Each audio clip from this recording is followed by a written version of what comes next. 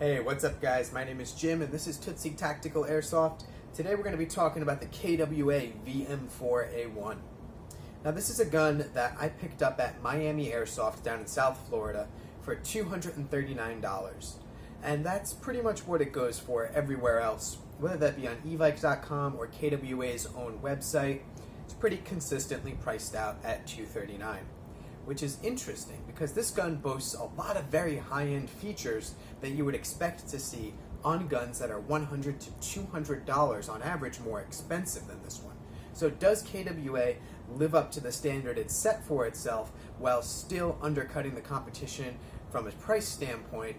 That's to be determined, and we'll talk more about that as we go through the rifle. I'm going to start off here in the back with the stock and we'll work our way forward, and then we'll talk about my experience with the performance of the gun. And of course we're going to hit on all the interesting bells and whistles here because there are quite a few of them. But starting out with the stock, you have your standard 6-position adjustable crane stock.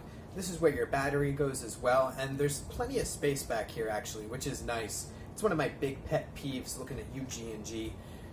Where you are unable to fit a lot of batteries in the stock, or you have to really finagle the battery to get it in there. This will accommodate a 9.6 volt, 7.4 volt LiPo, or an 11.1 volt LiPo with room to spare, which is quite nice.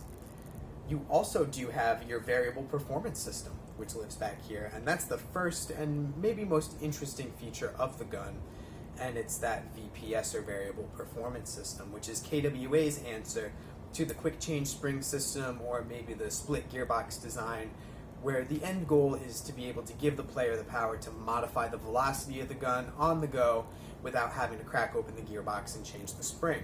So the way KWA does this is you would take off the stock, get a long Phillips head screwdriver and put it to about here where you'll find a Phillips head screw. And that holds in a little half moon shaped metal plate. Unscrew that, pop the plate out, and you'll be able to insert KWA's provided tool. And now this is essentially just a really long Allen wrench.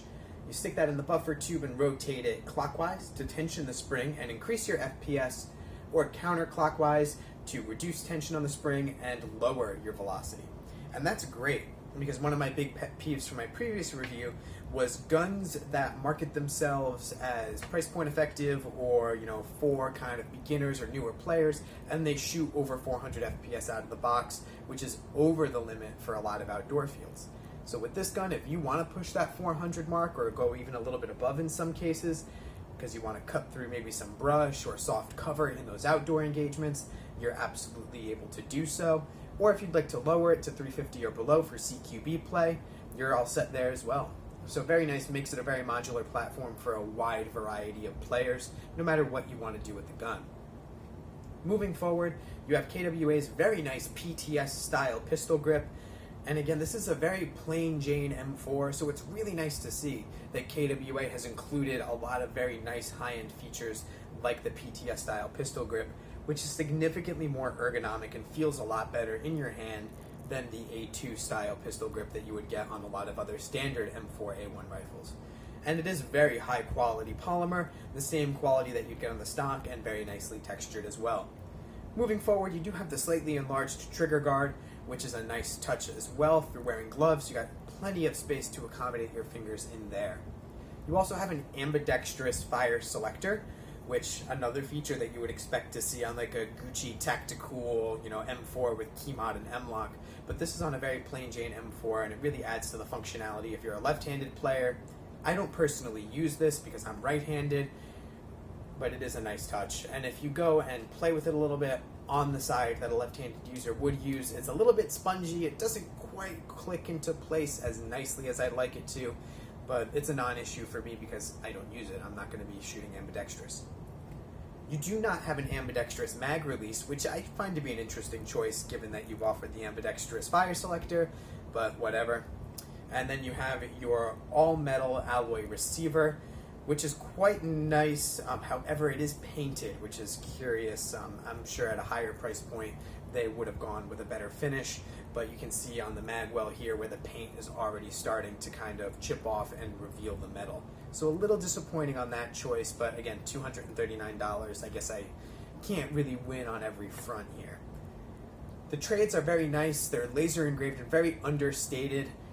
which is nice because I've seen a lot of other replicas looking at UG&G, like on my Predator, where the trades are just kind of very in your face and obnoxious. There's a lot going on there.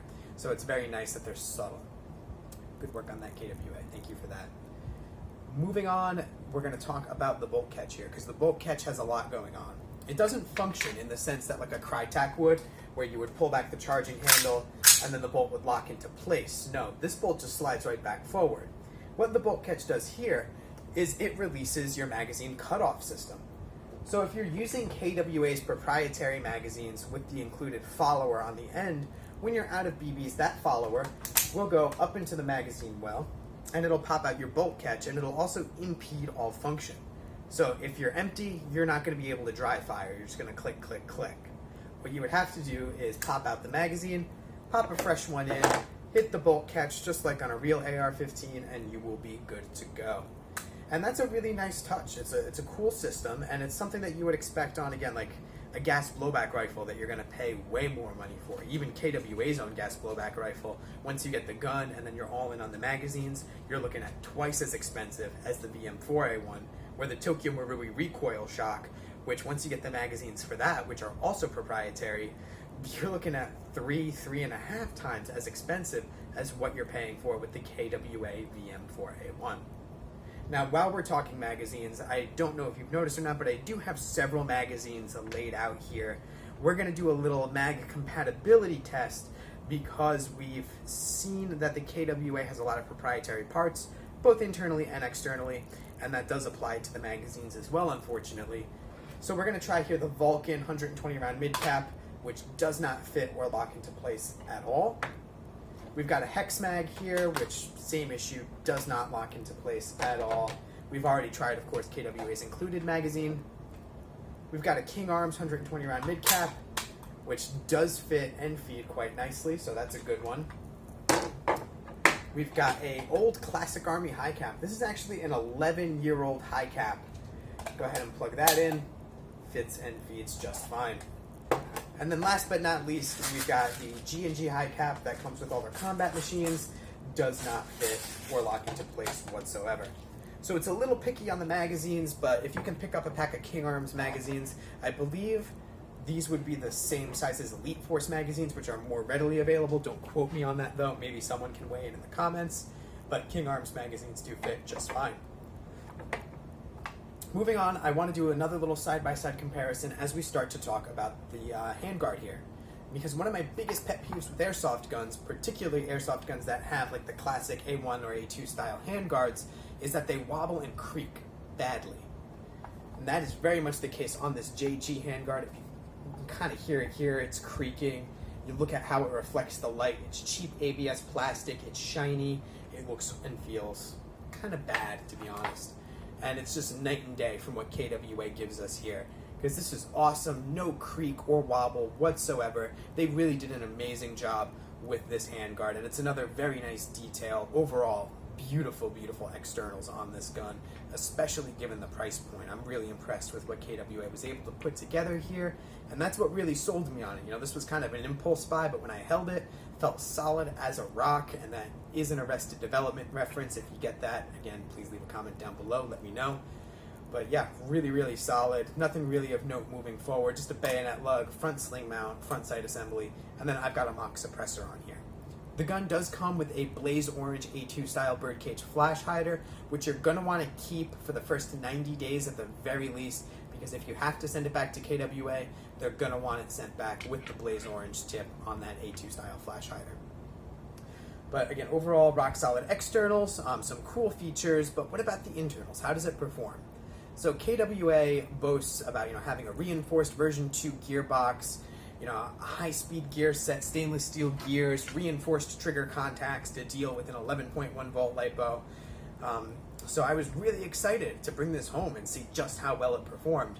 So I charged up my 9.6 volt battery, popped it in the crane stock, and I was immediately disappointed because the trigger response was abysmal and my rate of fire was below 10 rounds per second, almost non-existent. And a lot of that came from the motor. The motor sounded like it was going into labor, just trying to cycle the gearbox. And this is with the variable performance system, only turned about halfway up. So I reached out to KWA customer support, and they were great, by the way. Everything I'm about to say is absolutely not a dig on their customer support because they are quick to answer. It's super easy to find it on their website. It's very accessible, and they're really knowledgeable, great guys over there at KWA. So it's not a dig on them. But they responded and they said, oh, well, it's because our motor is so torquey and our internals are so good that you actually have to use an 11.1 volt LiPo in order for the gun to function properly. So I charged up this is a Tenergy brand new 11.1 volt LiPo, 20C discharge rate. So I charged this up fully, plugged it in, and it was a little bit better. My trigger response and my rate of fire were where I think it should have been on an 8.4 volt battery, frankly. So the motor still sounded like it was really struggling to cycle the gun. Nonetheless, I took it out to Raptor Airsoft out in DeLand, Florida, because I live in a small apartment. I can't really test range or anything in here. And I brought it out to the range there. And what I noticed is even with the hop-up dialed all the way up, I was only getting about 75 feet of effective range before my BBs were plummeting to the ground. And then I took it to the chrono, and I found, again, with the variable performance system turned about halfway up, so I should be getting between 350 and 375 feet per second, I was getting 270 feet per second. So I went back home, got back on my laptop, wrote another email to KWA, said, hey, thanks for the tip on the LiPo, but I'm still not getting good performance out of this gun. I told them about the issues with the range and FPS, and what they told me was, well, put another 1,000 rounds through it and then see how that goes. So I put about another 1,000, maybe 1,500 rounds through the gun. It seems just doing the Coke can chrono, I haven't been able to bring it back to a proper chronograph yet, but using the Coke can chrono method, which I might do a separate video on just because that's kind of an archaic art in and of itself now. But again, leave a comment if you remember the Coke can chrono, because that was the big thing back in the day. But whatever, I digress. Coke can chrono has me at about 300 to 350 ballpark FPS. So perhaps nominally better. We'll have to see once I get some more numbers in, and I'll do an update video once I do. But overall, not great performance out of the box. Perhaps an over-the-top break-in period, which has really left a sour taste in my mouth, because that's not what you would get if I dropped another $100, $150 and got a Crytac for $350. I would have had something that was ready to rock and roll right out of the box, and that's not the case with the KWA. Other people have had different experiences, so I absolutely encourage you to go out, look at other reviews, go to a local store, maybe see if they'll let you fire one. But I cannot, in good faith, at this point in time, really recommend the KWA VM4A1.